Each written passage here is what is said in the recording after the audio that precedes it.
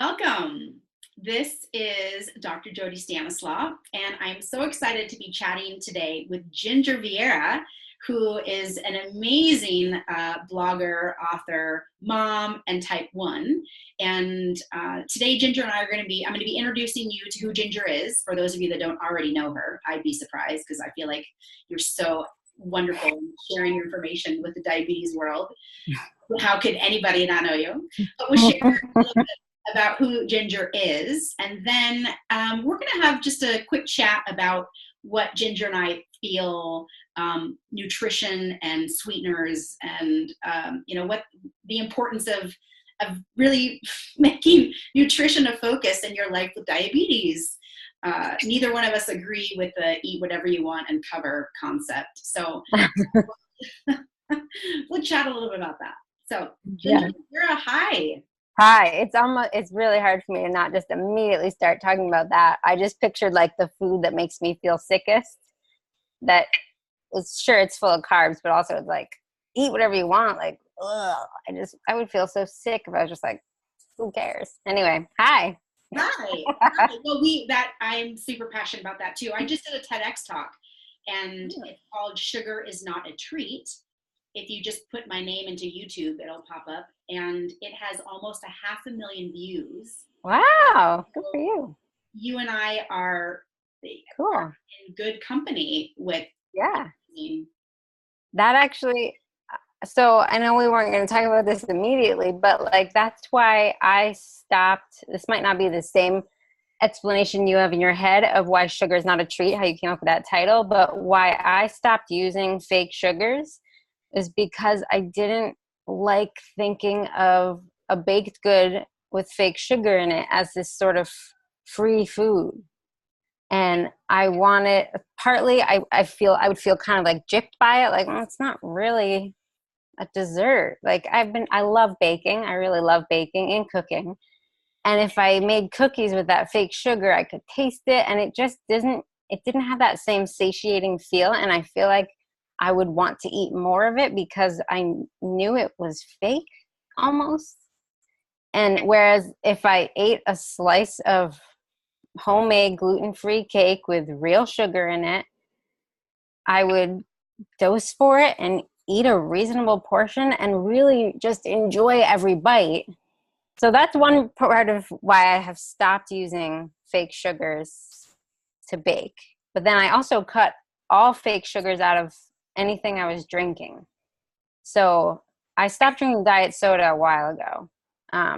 But then when I was pregnant, both pregnancies, I was just like, oh, I need a diet root beer. And it was like everything my soul and spirit needed when I was pregnant. And I would limit myself to only 1 can a week when these cravings kicked in. And then by the end of my pregnancy, I would be drinking one of those mini cans every night, like for the last, 2 months, because it was just like, especially in my second pregnancy, I just hated life at the end of that one. It was really rough. And nobody could help me because there was nothing medically wrong with me, but my ankles had swelled up. It looked like I should have had preeclampsia, but I didn't. And diet root beer just like saved everything, with every sip. Aside from pregnancy, and then I'd have to like go through quitting it as soon as the baby was born and be like, all right, I don't want to be drinking aspartame, get it out, or even, Zevia or whatever. So I'd have to go through that withdrawal and quitting process again. But so the main thing I drink now is fruit seltzer, zero everything, just seltzer, and which used to taste really bitter to me, and the bubbles used to be like too much. But I found, and that's a common complaint people have about seltzer. So I just want to let you know, like, I felt that way too at one point. But I find that pouring it in a glass, first thing, gets kind of the bubbles to calm down, and then adding a sploosh of apple cider vinegar, and make sure it's the good stuff, raw, unfiltered, with mother on the jar, it should say. Organic. And yeah, it tastes like the fruitiest, lightest beer, like / champagne. It's so good. And because there's zero everything in it naturally, it makes everything else, like the other day I I like finally got out of the house and went downtown with a friend late, like late night. We went dancing and stuff. And I ordered from the bar a club soda with blueberry stoli in it, which I'm fairly certain has 0 carbs. And it's hard to get the exact carb count for those kinds of alcohols. You can get like paragraphs that talk about them. Do you know what I mean? But I want to see a nutrition label and I can't find one. But I'm fairly certain it's 0 carbs. And it tasted to me like there was Sprite in there. It was so sweet to me because I've been drinking vinegar. You know what I mean? Well, I've done a lot of research recently on the microbiome, the bacteria in our gut. And we truly train our gut based on what we eat the most. And the gut wants what we eat the most. And then the gut literally secretes messages to the brain for cravings. And so the food that we eat feeds the bacteria, and then the bacteria tell us they craves more. Wow. You're absolutely right. Taste buds. Interesting. Change. Absolutely. That's like a really in-depth picture of how your taste buds change, though. Like I've never heard that explanation of the bacteria being like, I would like more of that, please. Send down the French fries. Well, that's the classic candida overgrowth when people have, it's so addicted to sugar. Their whole bacteria is telling their brain, feed me more, feed me more. So right. Process I do with patients to help them, slowly get over their sugar craving. Wow. Let's do a really quick, Sorry. Who are you? I'm just so excited about seltzer and vinegar right now because I just drink it every day that I just had to skip over the intro. My name's Ginger. I've had type 1 diabetes for 19 and a half years. I have celiac for about 18 and a half years. And I have fibromyalgia since 2014. Well, diagnosed in 2014, but it started developing around 2011. I have written 4 books: Emotional Eating with Diabetes, Your Diabetes Science Experiment, Pregnancy with Type 1 Diabetes, and Diabetes Burnout. Dealing with Diabetes Burnout. And they're all on Amazon. And I love dessert, but I also eat low carb the rest of the day. I'm the kind of person that would make a hardcore keto person mad. Because I'm having my cake and I'm eating it too. I love it. So, and I love the jump rope. I'm crazy about the jump rope. Have you ever jumped rope? Oh, I love it. I have one, but I'm crazy about the mini trampoline. Oh, my friend had started doing that. What do you do on it so that it's not so boring? I only use it to break up my energy when I'm bored working too much and I'm high and I want to get my number down. And it really, I just picture it being not that much work for my body because I'm just bouncing up and down on a bouncy thing, but it really ends up feeling like a workout. I don't use it as a workout. I use it as a 5-minute, I turn on Pandora and I change my energy. I want to get my insulin going. Interesting. Yeah, and that's a whole nother topic that you and I have to do is like the movement to get a high down is brilliant. Right. I don't just sit there and wait for my high to come down. I go and move my body. And the trampoline, it's so easy. That's funny. I dance a lot lately when my 1.5-year-old is awake. There's not much she can do. She's kind of a maniac. She just wants to run around the house. So I turn on my YouTube playlist and I just dance around the house. And I get I get my heart rate going. And she's just like, whatever, and that's what she would be doing anyways, dancing around the house. And it's a great way to sneak exercise in when you can't really go out and do something. That's another topic that we're going to talk about. Yeah.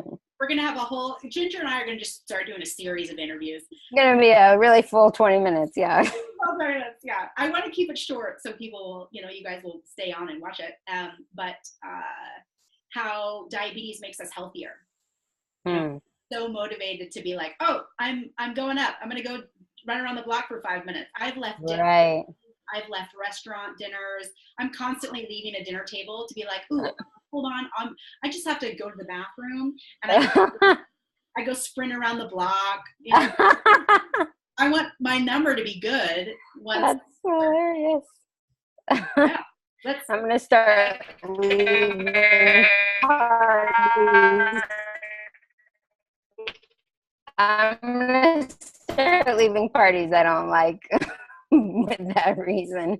I'll be right back and just go and run. Can you hear me? I suddenly can't hear you. Oh, I can hear you. Huh. No, I can't hear you. I wonder what happened. How about now? Oh, yeah, now I can. I don't know. Bad earphones. Now, one of the things that it sounds like you and I agree on completely is my philosophy on eating is eat real food and mostly low carb, but leave yourself time for a treat. So I call it the 80-20 rule. And I really think that we need to make wholesome foods the majority of our diet and then leave a little bit of wiggle room for your favorite treats. And Yes. the thing that makes me sad and that I really talk about in my TED Talk is how our whole society is eating sugar all day long. And not only are they doing that, but it's like promoted as normal and there's doing schools. And then they're even telling us, people with diabetes, that we can eat everything we want. I'm like, wait a minute. Like at diabetes camps, I tell all of my patients to go, with, my families that I work with kids, go to diabetes camp, but be prepared to eat a ton of carbs. Yes. Oh my gosh. I used to be a counselor at diabetes camps. And all the kids even were like, this is so many carbs. Like every meal was like 60 plus grams of carbs. It's just crazy. And then they're, scolding them for having high A1Cs. Like, what do you, and then the nurse practitioner said, Ginger, what do you do after you treat a low? Do you use peanut butter or cheese or blah, blah, blah? I'm like, no, that's something that kids do. And I don't need the extra 200 calories from peanut butter just to keep my blood sugar up. If I did, that means I'm getting too much insulin. Like, just treat the low and stop eating.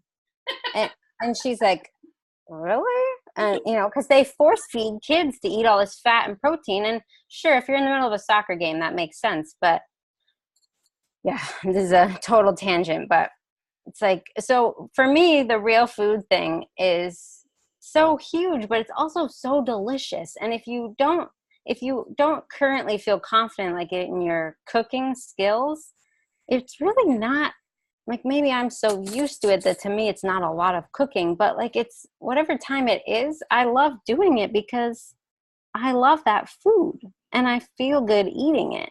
And I don't like eating graham crackers for lunch or whatever it is people are eating. Like I was looking for a coffee shop today to go use Wi-Fi, and I sometimes go to Starbucks because I know that no one there will care or notice if I buy nothing. And I was thinking how there's not a single thing in a Starbucks that I would ever want to eat because the drinks are all pure sugar. Their black coffee tastes like dirt. And I'm not going to buy all those. If I want to have delicious gluten-free pastry, I'm not going to get it from Starbucks where it's processed as hell and has been sitting in some package for 2 months. I'm going to either make it at home or go to a local bakery that makes gluten-free things that I know are made with real ingredients and are delicious. And like hamburgers, for example, there's a big difference between a delicious, well-made grass-fed beef burger that you made at home or even got at a restaurant versus McDonald's. McDonald's burger meat makes me vomit. A hamburger at home doesn't. Yeah. Yeah, I'm both you and I are so passionate inspiring people to eat real healthy food. Michael Pollan's book, Food Rules. Eat food, and he defines what food is. Food is grown by nature. It's not in a plant or in a box or in a bag. Eat food, not too much, mostly plants. Mostly plants. Yeah. That's when people are like, what should I eat? I'm like, eat food. Yeah. Too much, mostly plants. And then I add, and treat yourself now and then.